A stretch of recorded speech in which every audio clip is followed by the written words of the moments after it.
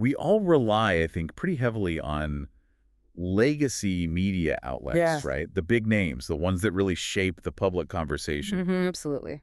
And for, well, decades, the basic assumption has been that these organizations are financially independent, that they survive based on the market subscriptions, Yeah. ad revenue, that kind of Yeah, thing. right. The traditional model. Exactly.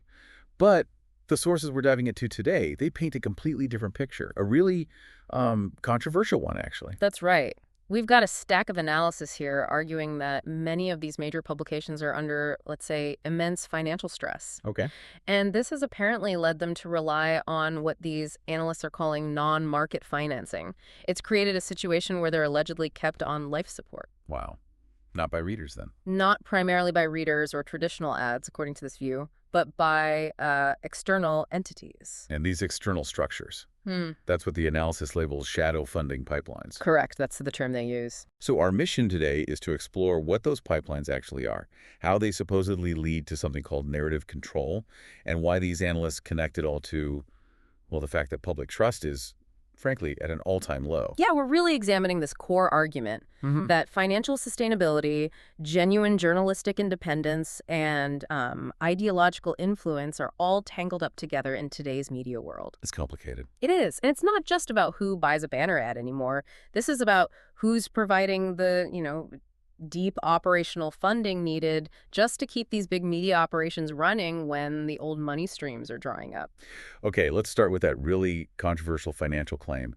It's a powerful charge, Yeah. and it comes up again and again in these sources, Mm-hmm. that a big chunk of what we call legacy media would simply collapse instantly. That's the quote. If they were forced to survive on market demand alone. It's a stark picture, isn't it? It really is. It implies that the old relationship where, the reader pays for the content they value, Hmm. it's broken down somehow. Or at least significantly weakened. Right. Forcing these outlets to find new benefactors just to keep the lights on, basically maintain their scale. Well, it certainly speaks to how incredibly difficult it is to run a large news organization in the digital age. That's undeniable. Sure. But what's really fascinating here, according to the analysis, is the type of money that's supposedly keeping them afloat. The sources point to two main kinds of non-market support: Which are? political nonprofits and ideological charities. That's the terminology used. Okay, we definitely need to pause there and define what that actually means, because that sounds like the technical core of the whole argument, right? When they say shadow funding, what are we really talking about? What structures allow this funding to be, well, less than transparent? That is the key distinction. Yeah. So when this analysis talks about ideological charities or political nonprofits, they're usually referring to organizations set up as 501c entities in the U.S. tax code, like 501c3s or 501c4s. Okay, I've heard of those. Right. And these groups often have a legal mission to advance a specific social cause or a political viewpoint or maybe an educational goal, rather than just making a profit. And crucially, I'm guessing, these entities can give out grants and operational funding, but maybe where their money comes from and exactly how it gets spent can be a lot murkier than, say, looking at a public company's quarterly report. Precisely. That's the nub of it. So if a publication gets a large, maybe ongoing grant from one of these foundations for just, general operating expenses, not tied to a specific limited project. Right, not just for a single series on climate change or something. Exactly. For keeping the operation running, analysts argue that this grant effectively becomes core revenue. And because the foundation giving the money often has its own ideological mission, well, that funding relationship raises some fundamental questions about loyalty. Ah, okay. So it's not just about a lack of transparency. It's more about a perceived shift in loyalty. That's how the analysis frames it, yeah. So if the audience is the market, your loyalty is, in theory, to the reader. But if essential operating cash is flowing in from an ideological charity, this analysis suggests the publication's real existential loyalty might have shifted, maybe subtly, maybe not, towards the financial backer. That's the absolute crux of why they use the label shadow funding. It's not necessarily illegal funding, not at all. Okay. But it obscures, or potentially obscures, the true relationship between the editorial product you consume and what's actually ensuring its survival. You could think of it like this, maybe. Imagine your favorite local bakery suddenly started getting, 90% of its operating budget from a single, very vocal, deeply ideological political group. Okay, yeah.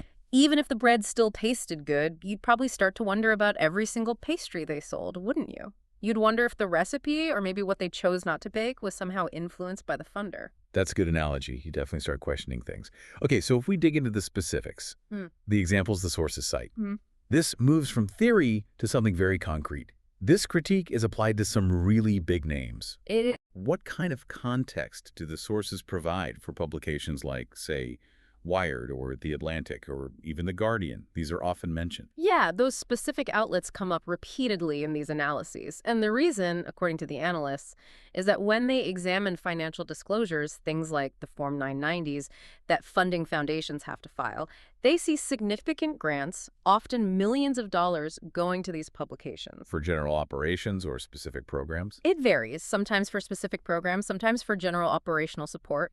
But the core claim isn't necessarily that any specific grant is bad in itself. Right. Rather, it's the alleged scale and consistency of this kind of funding.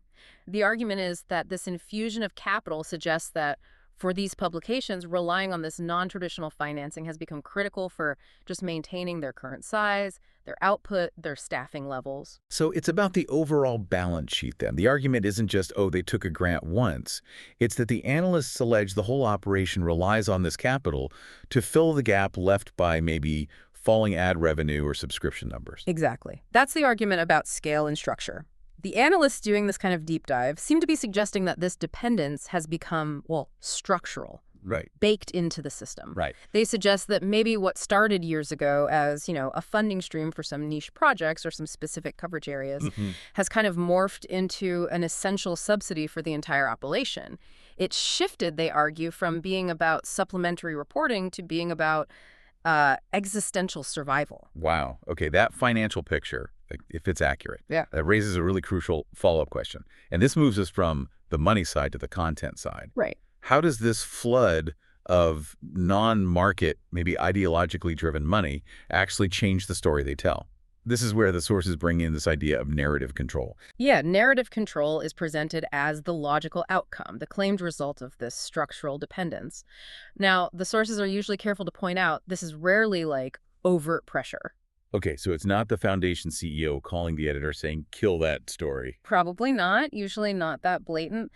The argument is that it's much more subtle, and it operates on basically two powerful levels. One is external alignment, and the other is internal self-censorship. Okay. Tell us more about those internal pressures. That sounds nuanced. Well, the external alignment part is maybe simpler to grasp. It just means that when an entity, an ideological entity, is providing millions in funding, the publication just naturally has an incentive to make sure its overall editorial tone, its general stance, doesn't actively clash with the funder's main goals or worldview. Okay. And this could affect, which topics get splashy coverage, which ones maybe get ignored or downplayed, or even just how complex issues get framed for the reader. So, just to use an example, if a publication gets a lot of money from a foundation that's really dedicated to, say, promoting a specific climate change policy, they might hesitate to run a really critical investigative piece on a major flaw in that exact policy. Not because the foundation explicitly forbade it, Right. but because the editors, maybe even subconsciously, know the potential consequences of, well, biting the hand that feeds them. Precisely. That's the self-censorship angle.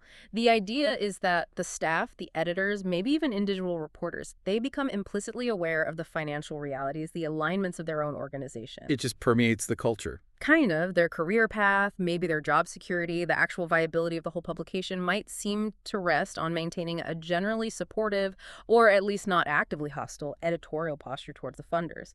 And the analysis suggests that over time, this cultivates an organizational culture that naturally aligns the editorial output with the funding pipeline, which can lead to a sort of homogenized, maybe pre-approved narrative on certain sensitive topics. So it's less about direct censorship, maybe less about suppressing facts, and more about narrowing the boundaries of acceptable debate, defining what's okay to question. That's a very good way to put it, yeah. The implied goal shifts, perhaps subtly, from just publishing everything that's independently verifiable and newsworthy, Right. towards publishing things that fit within or at least don't challenge an acceptable and well-funded worldview. So the scope of truly independent inquiry might actually shrink. And the sources connect this whole complex system. the alleged shadow funding, the resulting narrative control directly to the ultimate outcome they mentioned earlier.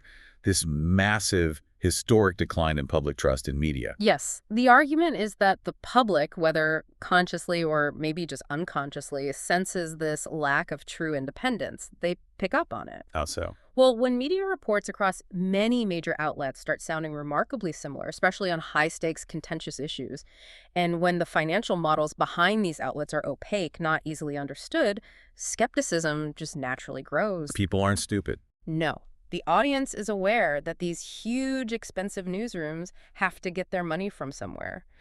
And when it's not clearly visible, coming just from subscriptions or straightforward advertising that everyone understands, they might intuit that there's a hidden agenda or at least a hidden influence. It creates that sort of pervasive feedback loop of skepticism you talked about. Exactly. The audience suspects the information they're getting isn't being delivered purely for truth's sake or just because readers demanded it, but maybe to serve some external, maybe invisible agenda. And that suspicion, it really damages the fundamental bedrock of journalism, doesn't it? If you can't trust the financial independence of the organization doing the reporting, it becomes much harder to trust the news itself.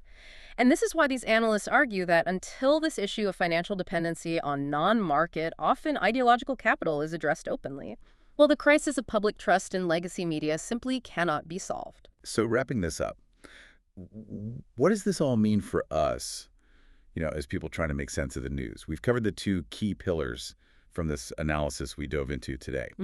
First, there's the claim of financial dependence, the argument that many legacy outlets allegedly rely heavily on political and ideological groups, not just market demand alone. Right, the funding source question. And second, the resulting concern that these financial ties create these shadow funding pipelines, leading, perhaps subtly, to narrative control through alignment and self-censorship. Which then feeds into that downward spiral of public trust. Exactly, the whole cycle. Which really leaves us, and you listening, with an important question to think about, doesn't it? Go on.